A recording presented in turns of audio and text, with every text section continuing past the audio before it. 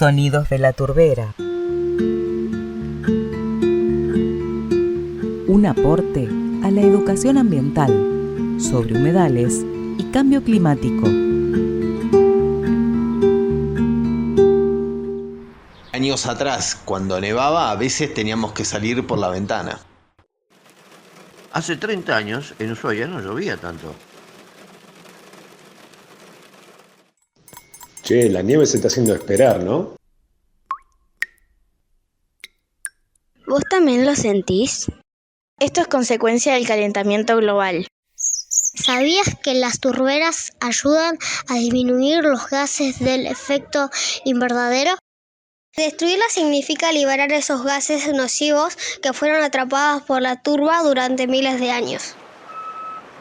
Nosotros queremos un lindo mundo para vivir. Nosotros queremos un lindo mundo para vivir. ¡Basta de destruir las turberas! ¡Basta de destruir las turberas! ¡Basta de destruir las turberas!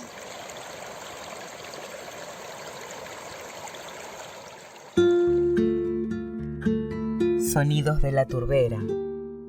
Entre los años 2000 y 2010 se llevó adelante un proceso participativo de ordenamiento de turberas de Tierra del Fuego, en cuyo marco se definió una estrategia para su uso racional. Esa estrategia incluye aspectos como el inventario de las turberas del territorio, la implementación de la evaluación ambiental estratégica, el ordenamiento territorial y la educación, información e investigación científica.